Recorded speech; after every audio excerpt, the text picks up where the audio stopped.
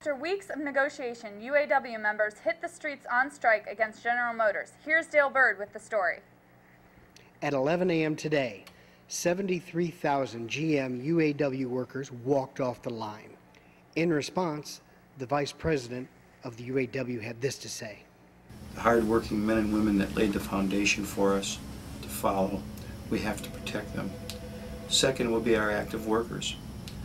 Brothers and sisters that are in the lines every day, putting out the products, fulfilling their commitment to the company, their obligation, their time, and they deserve to be rewarded for that. The situation is in dire straits today due to the fact of the corporation wanting to close and send more and more work overseas. We cannot and we must stop this outsourcing of American jobs. It's almost a raid on the American middle class. What do you think about GM going on strike? GM plants in the United States are turning around and under a lot of stress because of foreign products and that. People better wise up and look at the future. Even members of UAW at Ford Motor are worried. Ford, GM, and Chrysler should all go on strike at the same time. If the union means business and they really want to negotiate, then they would use what the leverage they have, and they're not doing that. We don't think they're real serious about getting anything for the union workers. As the union workers go, this is a union busting tactic. They're using it to break the union's back, and that's exactly what they intend on doing. At this time, UAW members are going to their locals and signing up for picketing, showing their strong support that they will not be broke by GM.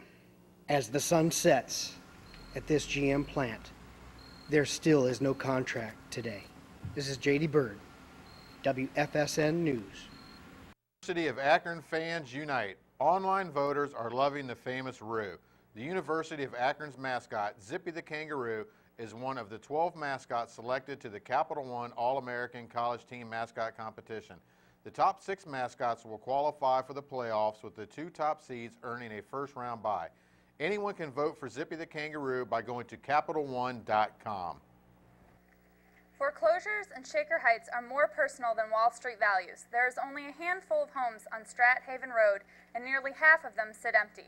One man on the block has watched 3 of his neighbors lose their homes in the last 2 years. Another man was over $200,000 in debt. Many victims of foreclosure are too embarrassed to return to the neighborhood. An older couple had to leave a lot of their furniture behind because they had no way to move it. Running to the border just got a little easier. The U.S. State Department has relaxed the rules for travel to Canada and Mexico through September. Travelers can still go when they show proof of their pending application, plus a photo ID. 170 new employees have been added because of a backlog of passports being processed. Prepares to honor another loss to the war in Iraq. Air Force Staff Sergeant Matthew J. Kuglix was serving his second tour of duty. The Buckeye son was killed when an explosive device struck his vehicle in Kirkuk. It's a shame to lose another American son. Yes, indeed.